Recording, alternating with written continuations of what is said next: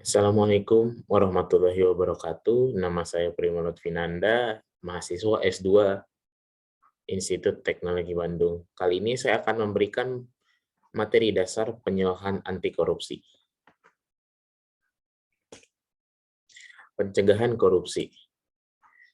Usaha apa aja kah yang bisa kita lakukan untuk mencegah korupsi? Yaitu yang pertama melakukan tindakan preventif, yang kedua itu edukasi sedini mungkin, yang ketiga kita bisa mengusahakan untuk pengembalian uang negara, yang kedua kita juga bisa membentuk badan pengawasan yang lebih spesifik lagi, dan yang ketiga kita bisa membuat peraturan untuk menghukum koruptor seberat mungkin untuk memberikan efek jera. Tujuan akhir pencegahan korupsi apa sih? Tujuan akhir untuk mencegah korupsi adalah untuk menciptakan good governance. Sasarannya adalah sebagai berikut, yaitu menurunnya perbuatan korupsi, jumlah kerugian finansial maupun sosial, dan meningkatkan penyelesaian tindak lanjut kasus pidana korupsi. Nah, indikator keberhasilannya apa? Yaitu menurunkan persentase tindakan korupsi, yang kedua meningkatkan kepercayaan publik terhadap pemerintah, yang ketiga adalah pengembalian uang negara pun bisa ikut meningkat. Nah, role model kita apa sih? Nah, untuk sama-sama kita ketahui Indonesia itu turun jauh dibandingkan tahun 2019. Di tahun 2020 untuk penilaian terhadap negara bebas korupsi menurut lembaga transparansi. Nah, negara-negara yang bisa kita jadikan sebagai acuan tuh di mana aja? Yang pertama adalah Denmark, yang kedua Finlandia, Norwegia, dan juga Swedia. Nah, organisasi acuannya apa sih? Nah, kita bisa lihat di CPIB, NCCC, Bianco Madagascar Bureau Independent Anti Korupsi, dan juga bisa ke Kenya Anti-Corruption Authority. Dampak korupsi itu apa sih? Nah, ada di berbagai sektor, yaitu di sektor kesehatan, harga alat kesehatan mahal, dan juga penurunan kualitas gizi anak. Di sektor pendidikan juga bisa jadi buku-buku dan sekolah menjadi ikut mahal dan kualitasnya pun menurun. Nah, kerugian negara versus hukuman. Putusan pengadilan yang diberikan pada koruptor malah lebih rendah dibandingkan dengan tuntutan jaksa. Nah, biaya sosial juga ada, yaitu biaya penegakan hukum, pencegahan korupsi, biaya penahanan, dan biaya pengadilan.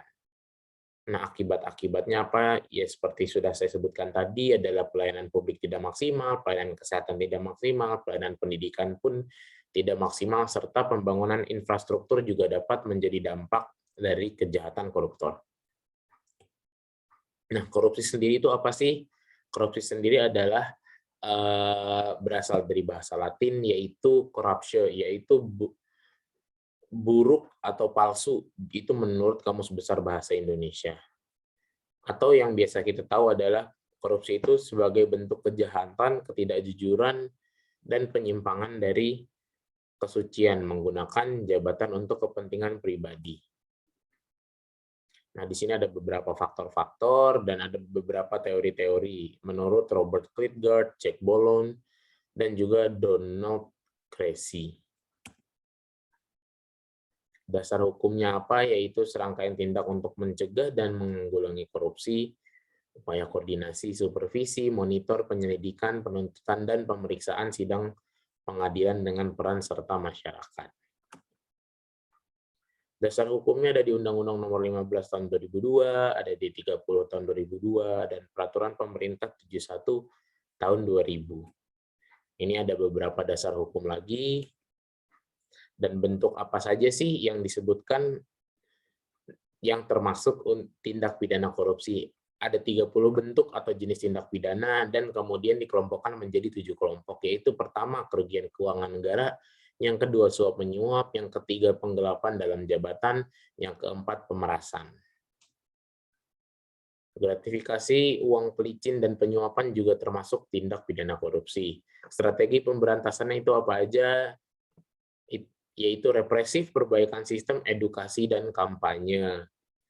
Nah, yang terakhir ini adalah termasuk yang saya sedang usahakan sekarang, yaitu menjadi penyuluh anti korupsi.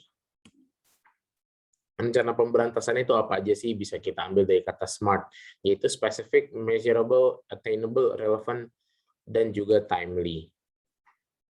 Nah, untuk mencegah kita dari korupsi, kita juga harus memerlukan integritas. Apa itu integritas? Integritas adalah bertindak secara konsisten antara apa yang dikatakan dengan tingkah lakunya, dan sesuai dengan nilai-nilai dan kode etik yang ada sekarang.